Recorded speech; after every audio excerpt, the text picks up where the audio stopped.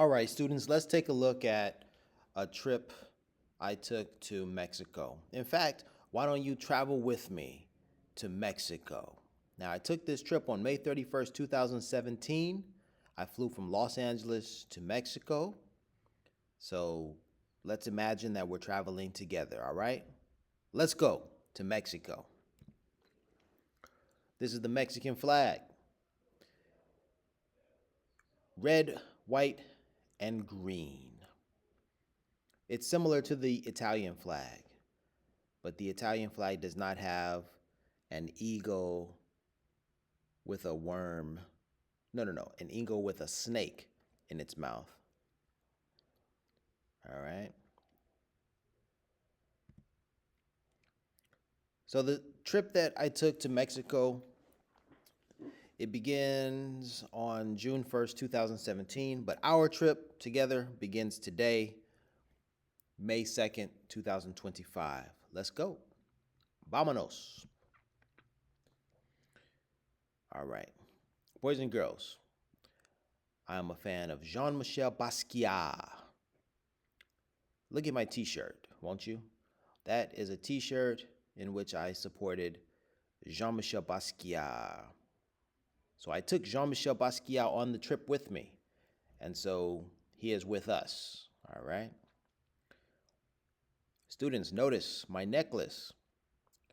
I have, well, it's quite small. You probably cannot see it, but I have a silver necklace with a pendant in the shape of Africa, Mother Africa. And inside Mother Africa is the shape of America. All right, it's too tiny for you to see. I understand, but anywho, all right. Let's zoom out from my clothes, my drip, as it were, and let's take a look at where I am, where I was, or rather where we are.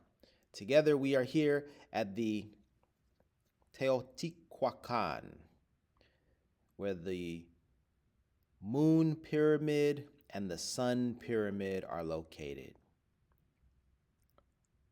I am not sure whether I'm standing on the Moon Pyramid or the Sun Pyramid, but one of the two I'm standing on. And in the background there, that is either the Moon Pyramid or the Sun Pyramid. Do your research. Check it out. Teotihuacan in Mexico.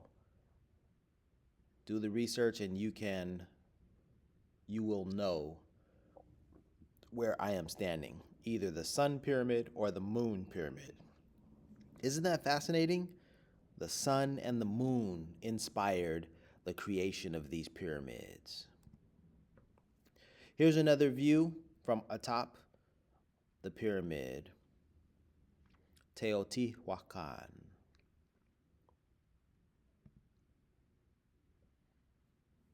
Here's another view of the pyramid. Wasn't it a beautiful, or rather, students, we are there. Imagine that we are there now together. Isn't it a beautiful day? Look at the clouds. Look at the sky. Wow. It's gorgeous.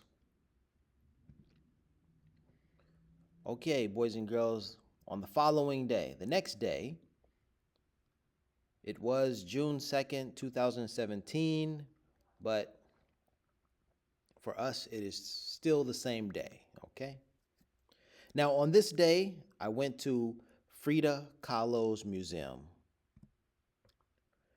Now, boys and girls, the story goes, I woke up that morning, I was staying at an Airbnb accommodation. I was staying with a family, and I needed to get to the Frida Kahlo Museum, which is located in Coyoacan. Well, I called an Uber, or rather, I ordered an Uber to come and pick me up.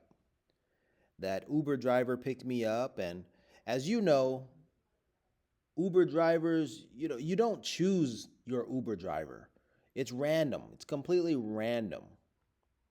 Well, anyhow, students, when I chose to order an Uber, The Uber driver arrived. He drove me to the Frida Kahlo Museum. And as I was exiting the vehicle at 9:05 a.m., I noticed that the driver was listening to 100.9 FM radio station. My numbers are 109, and so when I saw 100.9, I immediately thought of my numbers because 100.9 reminds me of 10, 9. Okay, boys and girls, sorry, I just had to mention that. Let's move on. Let's go to the Frida Kahlo Museum, shall we? This is the outside. This is the door, the entrance to the Museo Frida Kahlo Museum. I was early that morning, so the doors weren't open. So I had to kill some time waiting for those doors to open. Once the doors were open and I was inside, I started taking photos to keep these memories alive. So come with me inside of the museum. Let's look at a few works of art by Frida Kahlo. Let's look at this work of art, boys and girls. This one is Retrato de Muchacha, Inconcluso, which is Portrait of a Girl, and it's unfinished. And Frida Kahlo did this in the year 1929, 1929.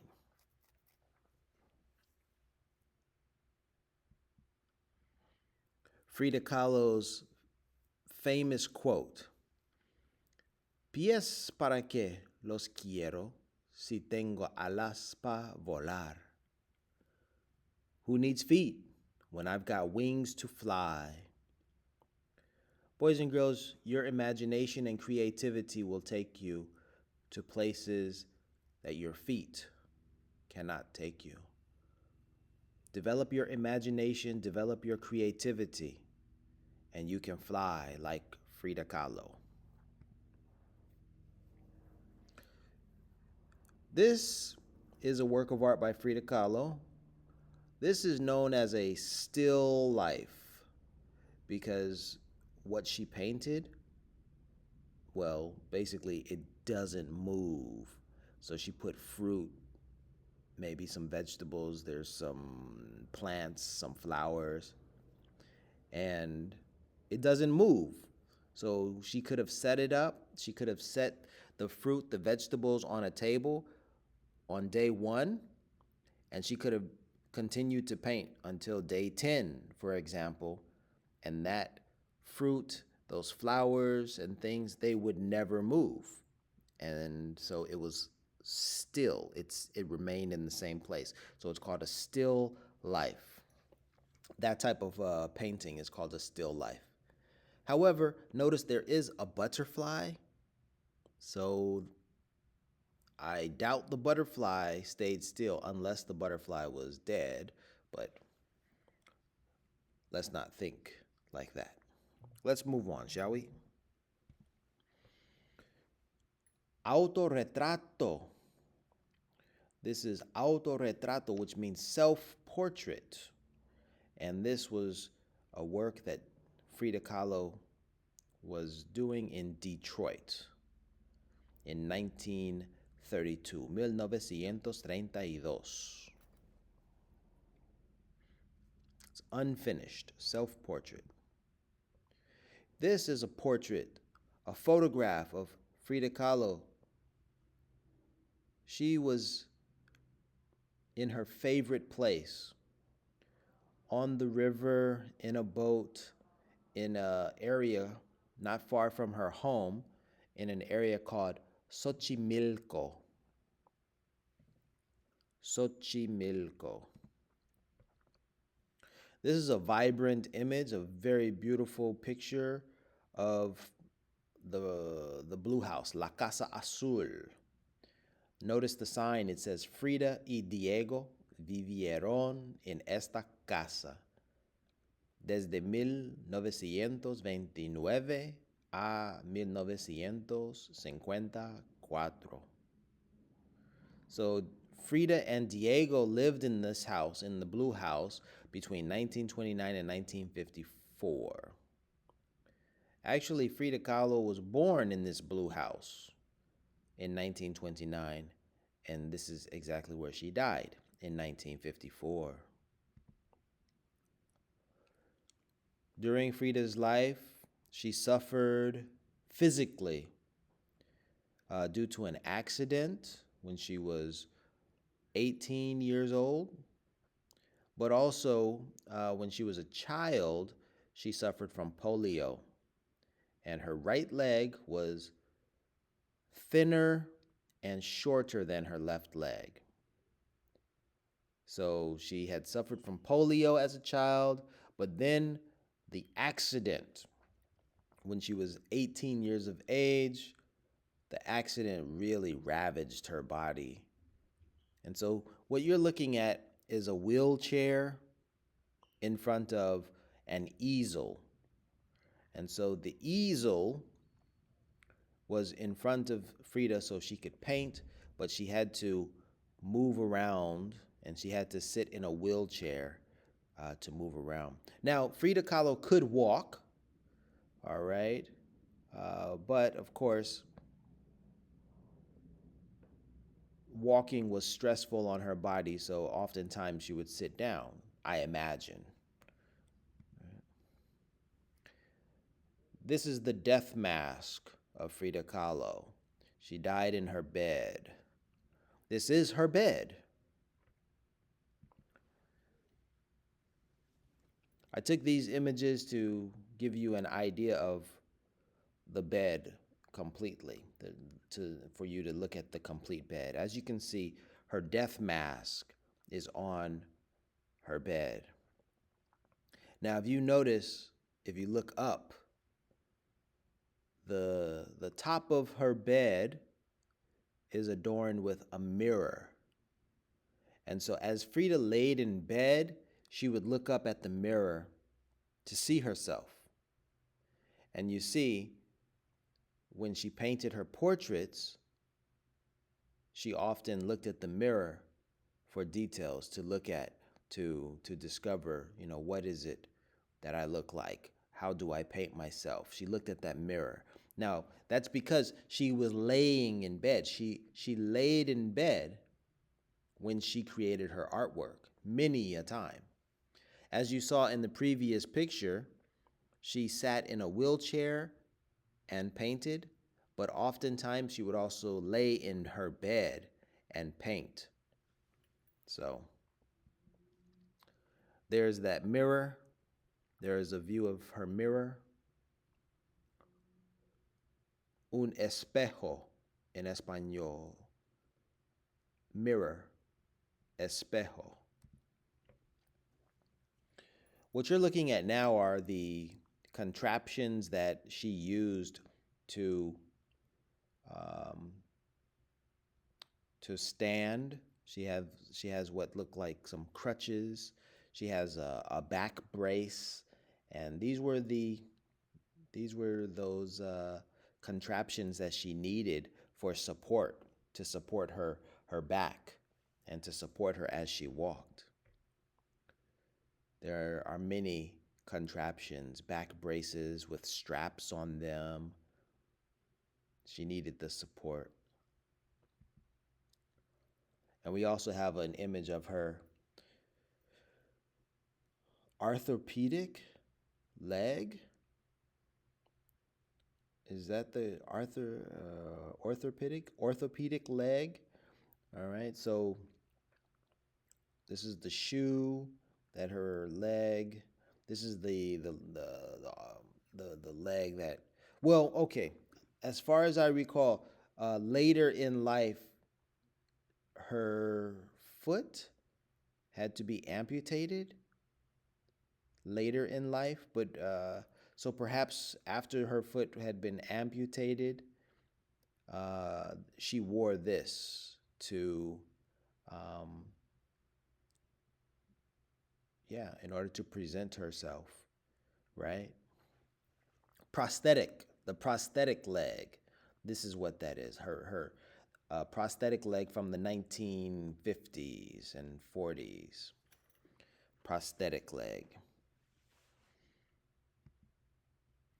Here is her prosthetic leg again. Again, her foot, her right leg, was thinner and shorter than her left leg due to polio. All right, due to the polio she suffered from as a child. Okay, and then eventually as an adult, she suffered an infection, from what I recall, and she had to have, I believe, her foot, possibly her leg, amputated below the knee.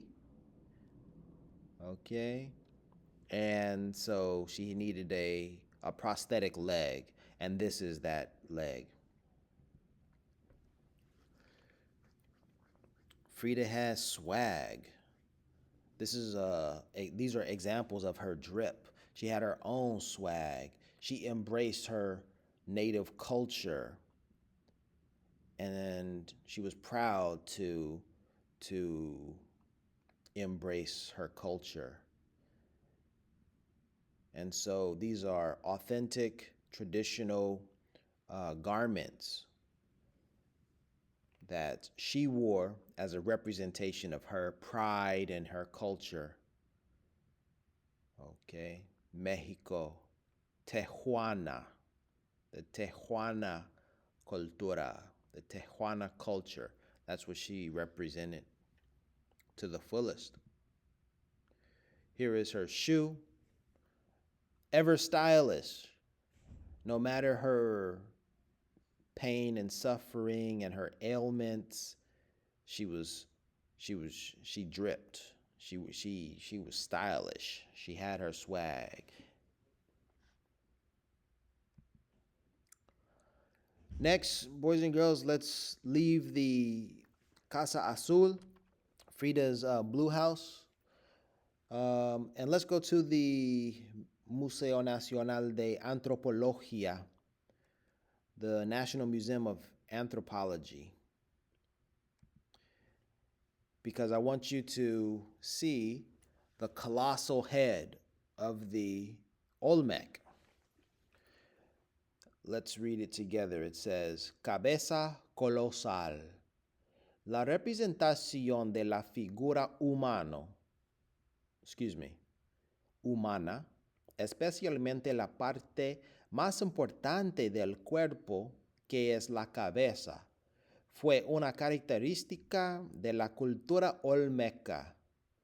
Esta parte inicial de la sala muestra la relación del hombre con la naturaleza y el paisaje. Cabeza colosal, parte del grupo de varias de ellas que han sido encontradas en San Lorenzo, Veracruz. Es una de las más grandes, ya que pesa cerca de 20 toneladas. I'll do my best to translate that. It first says colossal head. Colossal referring to the size. The head is massive. In a few moments, I'll show you a picture where I'm standing near one of the colossal heads so you can get an idea how large these heads are. It says the representation of the human figure, especially the most important part of the body, the head, was a characteristic of the Olmec culture. All right? This initial part of the room shows the room where this head is located. It shows the relationship of man with the nature of the country, the relationship between man and nature. Okay? And it also says that this head, this colossal head, weighs about 20 tons. That's massive. It says 20 toneladas, okay? Actually, I'm going to do a quick search. I believe toneladas means tons. Toneladas.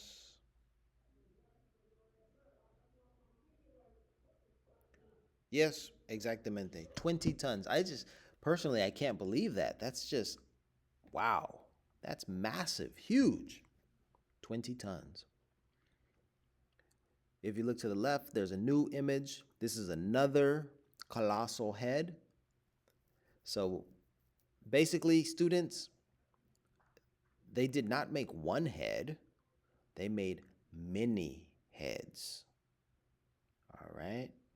And these are just two of the heads that were on display that I took pictures of at the National Museum of Anthropology. Let's see. This is a mural. This is a mural by Diego Rivera. Diego Rivera was not shy about political subject matter, political themes in his artwork.